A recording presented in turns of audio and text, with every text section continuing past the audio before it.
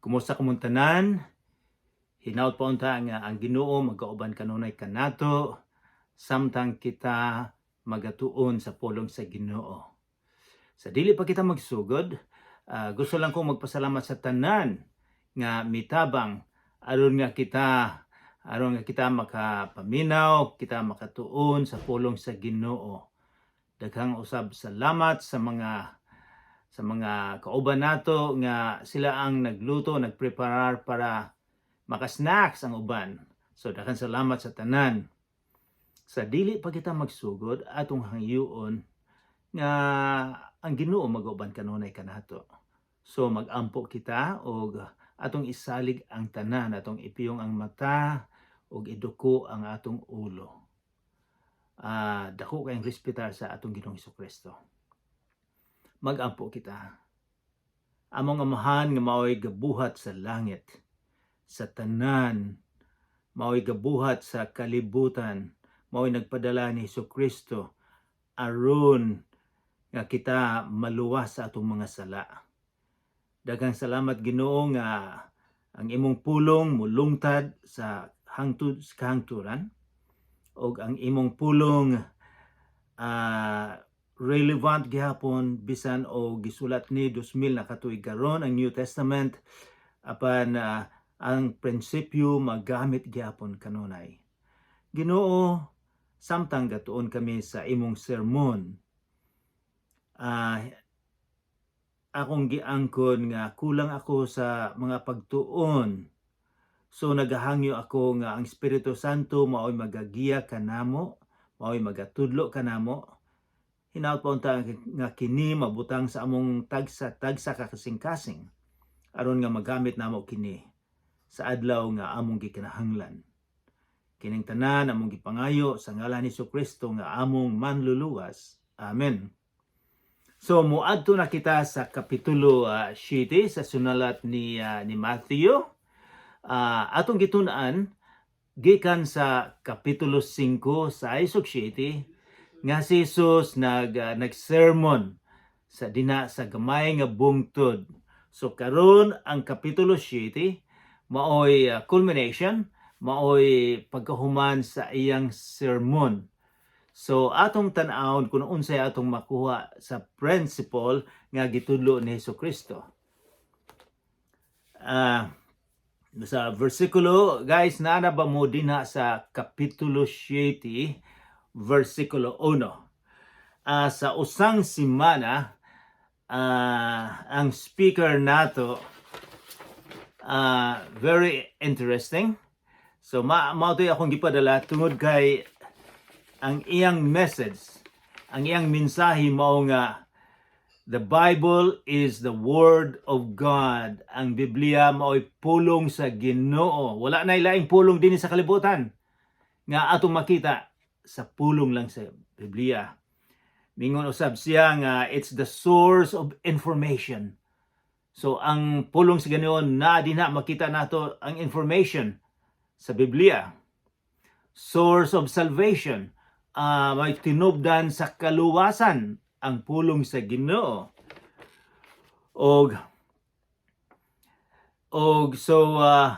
Ang nakita nako nga kinahanglan gyud nga kita magtuon sa pulong sa Ginoo. Kay dinha nato makita ang kaluwasan, ang unsay gihimo sa atong Ginoong Hesukristo, unsay mga prinsipyo, mga principles nga iyang gihatag kanato. So I hope you enjoyed that one. So karon magsugod na kita sa kapitulo 7, versikulo 1. Mingon si Jesus. So kini ang sermon ni Jesus nga recorded ni San Mateo. Mingon siya, ayaw ninyo hukmi ang uban aron dili kamo hukman sa Dios. So unsa may unang mahibaw-an ninyo? Kung maingon nga hukman, ayaw ninyo hukma. Ayaw mo pag-criticize. Ayaw mo, don't be critical. Ayaw critic sa mga tao, tinuod. Mao ba yun ipasabot sa atong Ginoong Hesus? nga ayaw ninyo hukmang uban aron dili ko mahukman. Ubang mga tao nga dili mutuo sa Ginoo, ila dayon ning gamiton nga ayaw nimo hukma ang mga tao, pasagdan lang ninyo sila. Mao ba ni giingon sa atong Ginoo Kristo? Ang original nga sa Hebrew, sa Griego ani hukman, criticize, kanang giusisa nimo og husto, og giusisa og husto, paghuman critical ka og husto, murag nag-criticize lang ka aron nga tumban mo ang ubang mga tao, aron nga ikaw magsikat. So mao ni giingon dinhi. Apan mao ba ni giingon ni Hesus nga dili kita mag-criticize, kay ang atong Ginoong Kristo, katong mga religious leaders, iya man gi-criticize nga kamo mga tigpaka aron ingnon, kamo mga sawa nga lala. Si San Pablo usab miingon nga kung kami mag-sermon, magtudlo kami nga sukway sa gitudlo ni Jesus, kami mga anathema, ang buot ipasabot kami maimpyerno. Si San Pedro usab moingon nga usisahon gyud ninyo gusto. So tanaw nato ning atong gitudlo karon ni Jesus. Versikulo 2. Mingon siya, ayaw ninyo hukmi ang uban aron dili kamo hukman sa Dios. Ang original hukman, pwede gyapon nga hukman sa Ginoo, hukman pod sa ubang mga tao. O mingon sa versikulo 2, kay hukman kamo sa Dios sama sa paghukom ninyo sa uban, og sukdon kamo niya sa samtang sukdanan sa inyong gigamit sa uban. Nga mingon siya, ayaw kamo paghukom, ayaw kamo pag-criticize sa uban, kay mao po na mahitabo ninyo. Hukman usab kamo, i-criticize kamo, sawayon kamo. So mag-amping sa pagsaway sa mga tao. Dinhi giingon nga ninyo sukdon kamo niya samtang sukdanan sa inyong gigamit sa uban. Kini very interesting nga ang ubang mga tao mao po na gamiton ninyo kung maunay imong paghukom. Dinay usa ka istorya sa Bible. Kung kaybalo na mo kinsa ni si King David, usa ka sikat, powerful nga hari sa Israel. Siya ang nagsulat sa Salmo. Og si Haring David, sa iyang pagka-powerful, usa ni anak kaadlaw samtang naglantaw siya sa bintana, nakikita siya sexy kaayo nga babae, si Bathsheba. Og gikuha niya si Bathsheba. Si Bathsheba adunay bana nga sundalo ni David. O ang gihimo ni David, iyang giingnan ang iyang general nga ang bana ni Bathsheba ibutang sa atubangan gyud sa gera, o paghuman mag-atras mo aron nga siya mamatay. So he was a killer. Og iya pong gikuha ang asawa sa iyang sundalo. So mao na nahitabo, usa ni anak kaadlaw, usa ka propeta sa Ginoo, miana sa kanya, miana sa palasyo, usa ka pobre nga propeta, nga ang propeta spokesman of God. Siya ang magsulti gikan sa Ginoo. Og iyang giadto, wala siya mahadlok nga giadto ni ang hari, si Haring David, nga kining hariya pwede maka-order nga patyon ka. Iyang giadto si Haring David. Haring David, aduna ko'y istorya nimo. Insya, may duha ka tawo, ang usa dato kaayo, daghag mga animals, daghag mga kanding, mga karnero, daghan kaayo. Ug na siya silingan nga pobre kaayo. Usa lang kabuk nga karnero. Ang karnero ni ining pobre, iyang mahal kaayo sa pamilya. Mura ni siya og Mura ni siya apil na sa pamilya, kung mukaon apil, kung matulog apil na nila. Mahal gyud nila kaayo. Apan usa niya kaadlaw, mingon ang propeta, ang hari o ang dato adunay bisita. O kung adunay bisita, kadaghanan atong pakanon. Sigurado ako nga wala siya nagpakaon og humba kay di man sila mo mukaon. Gipakaon niya. Pero ang iyang gihimo, iyang gipakawat ang pinaka usa nga karniro sa iyang silingan. Iyang gipaluto niya. Pagkahuman, miingon si Haring David, kinsa man ang tawhana nga gikuha usa lang kabuok iyang karnero, mahal pa no gusto sa pamilya, ug iya pang gipakuha. Mingon ang propeta, Haring David, ikaw na. Kay usa nimo ka sundalo. Kining sundalo usa lang iyang asawa, ikaw daghang kag asawa. Imo pag yung gikuha ug imo pag yung gipapatay ang bana. Ikaw na. Ang sentensya ni Haring David may siya patya na. Apan miingon ang propeta, ikaw na unsa may imong himuon. Si Haring David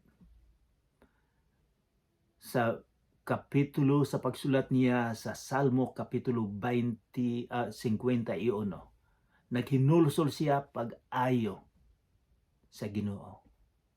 O samtang naghinulsol siya, miingon siya, pasayloa ko Ginoo, aron nga ako usab makatabang sa ubang mga tao, nga sila usab maghinulsol, nga sila maghinulsol sa ilang sala.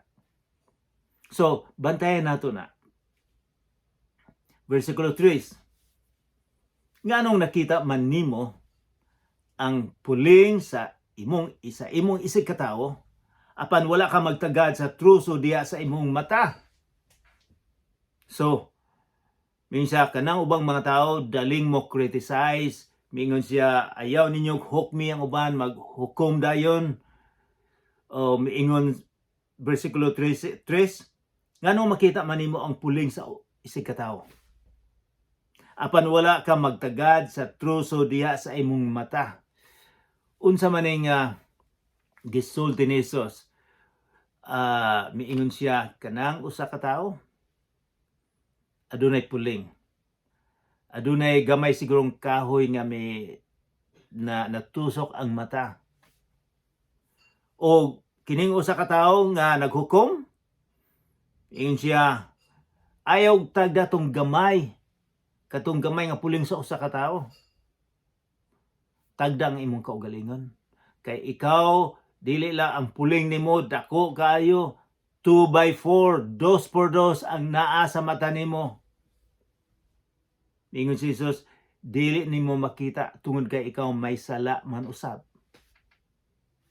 So, usa ka musulti sa uban, usa ka mag-criticize, usa ka manaway, tan-aw ang imong kaugalingon.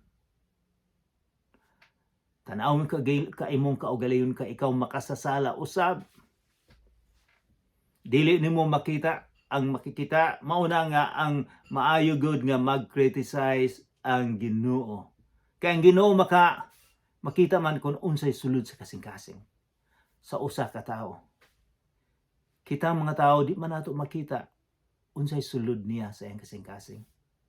So dili kita mahimong judge, dili kita mahimong huwis. So ato sang kuhaon ang atong problema. And then ang criticism, ang pagsaway, duha ka klase ang pagsaway. Ang una, makadaot, makasira, destructive criticism. Makadaot ang pagsaway. Madaot ang tao. Ang ikaduha nga pagsaway mao nang constructive, makatabang. Ang pagsaway makatabang. Mao nang gihimo ni Haring David sa Salmo 51 nga nangayo siya pasaylo sa iyang kaugalingon, sa iyang gihimo. O sa diyang napasaylo na siya. Nagpasaylo, naghinulsol. napasaylo siya ug siya karon makatabang na sa ubang mga tao. So, ang criticism constructive nga kita makatabang. Kailangan mag-amping kita kung unsaon pagsulti sa uban. Pero gikinahanglan gyud nga musulti ta, nga motabang kita kung ang usa ka tawo na palayo. Versikulo 5. So unsay giingon sa atong Ginoong Hesukristo kining mga tawo nga daling mo criticize, daling mo hukom, ingon siya, tigpa kaaron ingnon. Kuhaa na ang truso nga anaa sa imong mata aron makakita ka pag ayo ug makuha mo ang puling sa imong isig ka tawo. Ingon siya, kanang mga tawo nga daling mo criticize, ingon siya, tigpa kaaron ingnon. Nga naaga ni siya problema pagkatapos iya pang sawayon ang ubang mga tao. Kinigong mga ang sitwasyon ni ini, ang konteksto ni ini sa panahon ni Hesukristo, nga ang mga religious leaders, ang mga pangulo nila, mga Sadduceos, Pharisees, teachers of the law, sila gabantay, sila gusto sa mga tao nga dili sila nga unsay himuon sa adlaw nga Sabado. Sila ang nagwardya nga wala gyud mo trabaho sa adlaw nga Sabado. Kini sila critical og husto. Mao unsay sulti ni Hesus, tigpa kaaron ingnon. Maayo lang sa guwa apan sa sulod dili di ay. So si Hesus iyang gi-criticize kining mga religious leaders, tigpa kaaron ingnon. Versikulo 6, ug miingon siya, ayaw ihatag ang mga butang nga balaan ngadto sa iro, kay tingalig musambalik sila og mopaak kaninyo. Ug ayaw itsa ang mga perlas ngadto sa mga baboy, kay kini tamak-tamakan lamang nila. Unsa may buti ipasabot ni Hesus niini nga ayaw miingon sa iro, ayaw gihatag ang balaan nga mga butang sa mga iro o sa mga baboy ang perlas. Unsa may buti pasabot ni Hesus niini? Ang buti pasabot niini nga miingon siya ang balaang pulong nga naa sa Biblia nga ayaw ihatag sa mga tao nga sirado ang ulo na. Adunay mga tao nga dili mutuo. Naay mga tao nga bisag unsaon pag sulti nimo sirado gyud. Yun siya nga ang pulong sa Ginoo ampingan. Ayaw lang og ihatag og unsa-unsa. So sa unang panahon, ang iro sa ilang lugar 2,000 years ago, bisag asa lang, walay tag-iya, hugaw kayo, dakan og sakit. Ang baboy usab, magsuroy-suroy lang, dako kay problema. So, giingon ni Hesus, nay mga taong ingon ana, daghang sakit sa huna-una. Walay plano sa kinabuhi. Ang tanaw lang nila ang ilang kaugalingon. Na ang ilang perception sa kalibutan, dinhi lang sa kalibutan, wala sila paglantaw sa ugma damlag. Winan siyang mag-amping kamo nga ang pulong sa Ginoo dili lang ninyo basta-bastang ihatag sa ubang mga tao. Kay kini siya ang perlas ni siya, balaan, ayaw ihatag lang ug basta-basta. Versikulo 7. Pangayo og kamo hatagan. Pangita og kamo makakaplag. Panoktok og ang pultahan ablihan alang kaninyo. Kini sa original kamad ni murag nagmando gyud si Hesus. Pangayo kamo og kamo hatagan. Pangita og kamo makakaplag. Panoktok og sa pultahan og ablihan alang kaninyo. So it's a command Ngano man nga si Jesus nagmando man nga kamo mag-ampo. Kay nahibalo siya nga kadaghanan kanato dili mag-ampo. Nahibalo siya nga kita mag-ampo lang kung lisod ang kinabuhi. Apan kung ang kinabuhi maayo lang, kalimtan ang Ginoo. So, kung maabot kadaghanan, kung maabot nila ang gusto nila sa kinabuhi, wala na sila panahon sa Ginoo. Wala na sila panahon sa pag-ampo. Mao nang mingon si Jesus dinay pag-ampo kamo hatagan. Apan kining pulo nga hatagan. Buot ba natong ipasabot nga bisag unsa ang atong iampo ihatag? Mao ba na? Ang Ginoo, kung kita mo ampo, iyan dunggon ang atong pagampo. Iyang tubagon ang atong pagampo. Apan ang tubag niya dili pareha sa atong huna-huna. Usahay mo tubag siya, moingon siyang yes, ako kan tagaan. Usahay moingon siyang wait, maghulat ka usa. Usahay moingon silang no, moingon si Jesus nga no, dili na pwede nimo. Pananglitan kung nagkasakit kita, mag-ampo nga ayuhon. Usahay moingon ang Ginoo nga just wait. Kay naa pa ko'y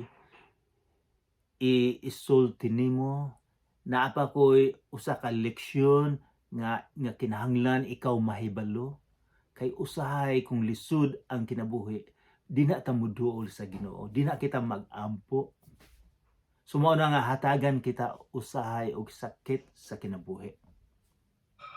So kung moampo ta moingon tang ayuha dayon ning cancer, ang Ginoo dili moingon yes, ayuhon din ako. Aduna pa siya mensahe sa imong kaugalingon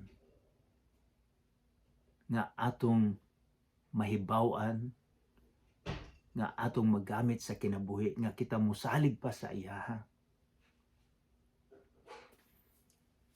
Ingon siya sa versikulo 8, kay ang mangayo hatagan, ug ang mangita makakaplag, ug ang manuktok ablihan. Kamong mga amahan, hatagan ba ninyo bato ang inyong anak kung mangayo siyag pan? Dili nato tagaan. Dili ba? Kung mangayo nga tong anak ko na atay kwarta, ako na ako'y apo diri. Kung mangayo sila, ako yung tagaan o kwarta. Mingon si Jesus, hatagan ba ninyo bitin kung mangayo siyag isda? Dili gyud, di ba? Karon, versikulo 11. Kung kamo mga dautan sa paglantaw sa Ginoo, kita makasasala. Mingon siya, kung kamo dautan makasasala, mahibalong muhatag og maayong butang ngadto sa inyong mga anak. Unsa pa kaha ang inyong amahan nga adtua sa langit.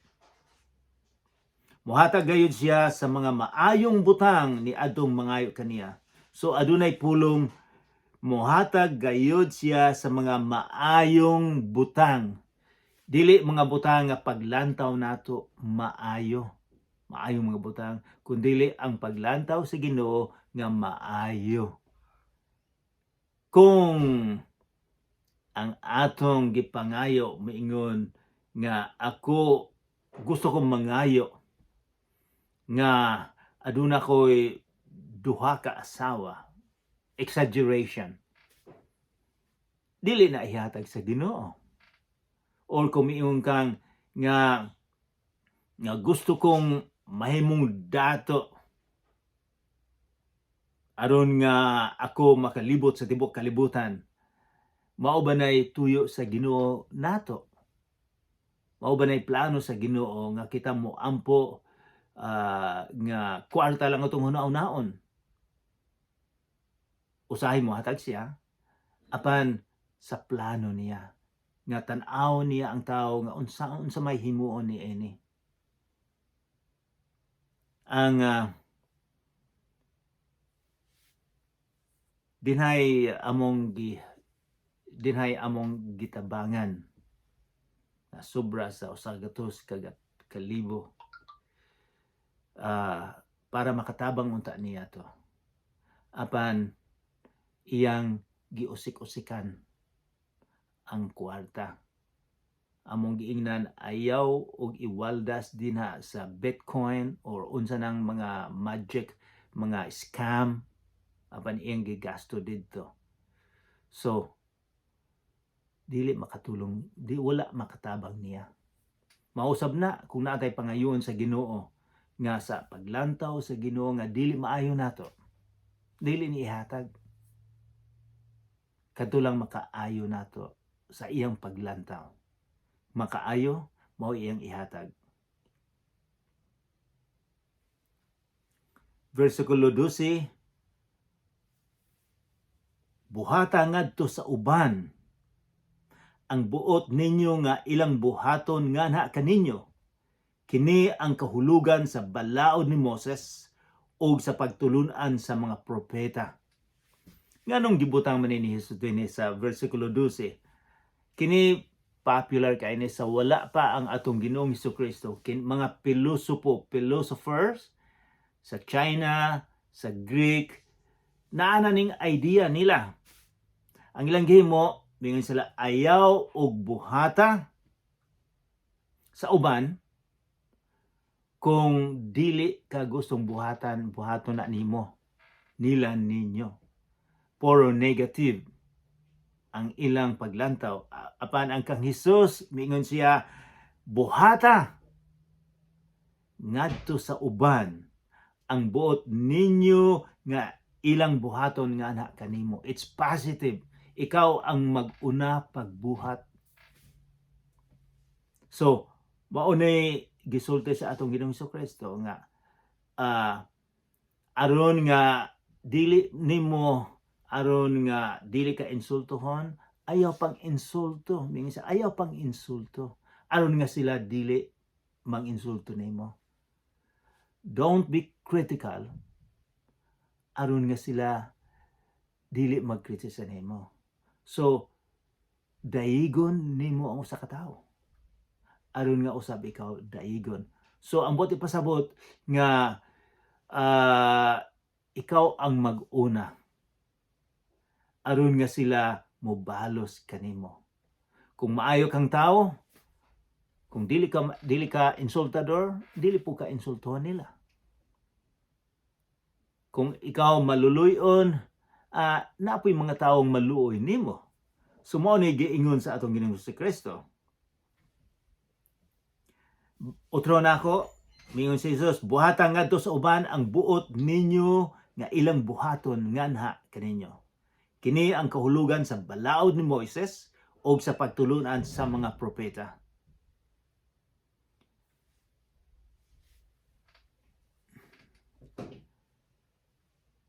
Ang sigpit nga ganghaan, versikulo 13.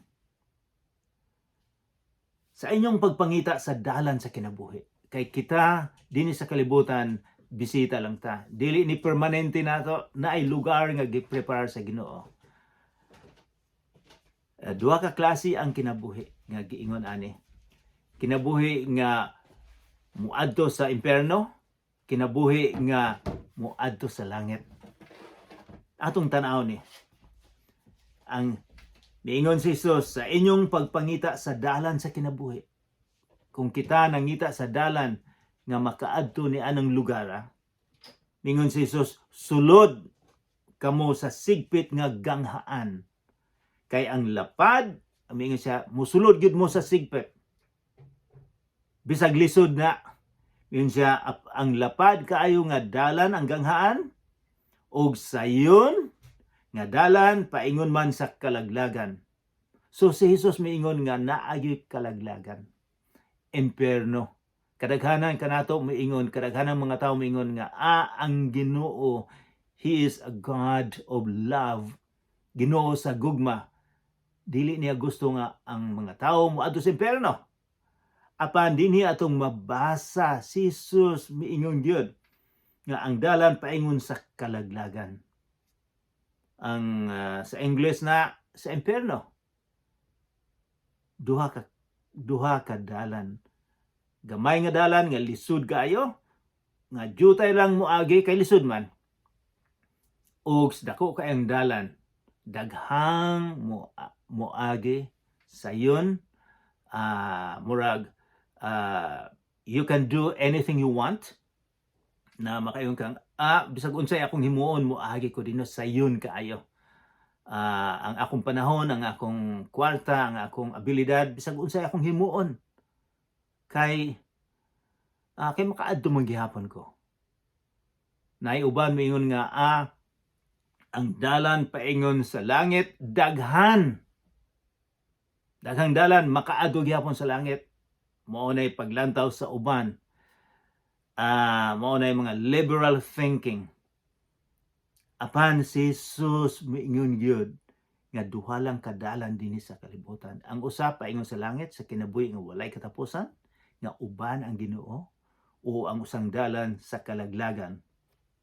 Mao kini ang gisubay sa kadaghanan. Apan masigpit ang ganghaan ug malisod ang dalan paingon sa kinabuhing dayon. Ug diutay ra ang makakaplag niini. Kinsa may maghatag og desisyon? Gusto ba sa Ginoo nga kita malaglag? Mao ba na iyang gusto? Iya man gipadala ang iyang anak. Si Jesus miingon nga ako lang ang dalan. Ako lang ang kamatuoran. Ako lang ang tinubdan sa kinabuhi nga walay katapusan. Magbakak ba ang atong Ginoong Hesukristo? Aduna bay tawo karon nga namatay pagkatulo ka adlaw nabuhi ug miadto sa langit? Daghang mga religious leaders, daghang mga pangulo nga namatay, wala na buhi, usa lang si Jesucristo lang. Nganong dili man ta mosalig niya? Nganong dili man ta mosalig sa iyang gisulti? Mingon siya gyud nga ang pagkakristohanon lisod.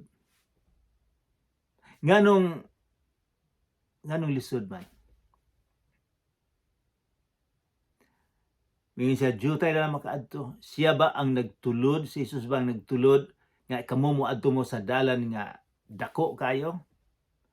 Dili personal nga decision na nga gipili. Personal decision. Ang dalan sa kinabuhi nga walay katapusan naa lang sa atong Ginoong Hesukristo. Wala sa atong relihiyon.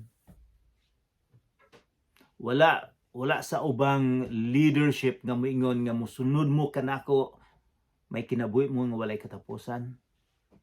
Ang atong Ginoo lang nga si Jesucristo ang mipasalig nga ako ang dalan.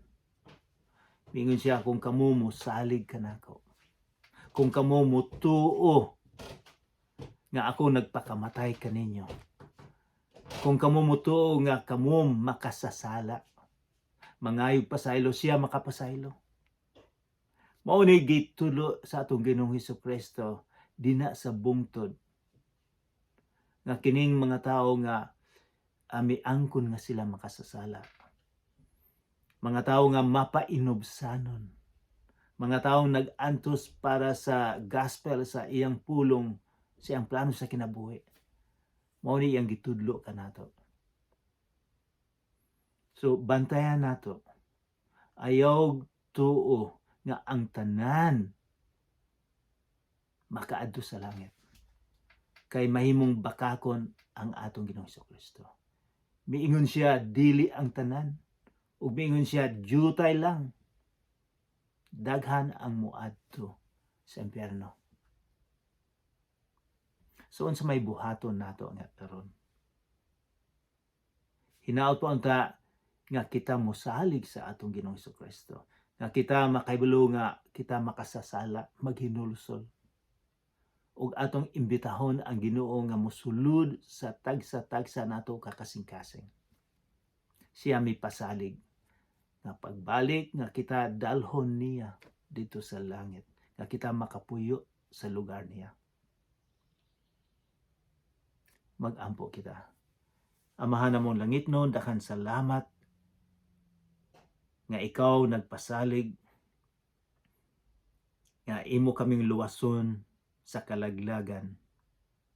Lord, hinaut ta nga samtang naglakaw kami dinhi sa kalibutan, among mahibaw-an kung hainang dalan nga dako kaayo ug dalan nga masigpit, Lord. Na kami unta imong hatagan og kaalam nga mahibaw-an ni.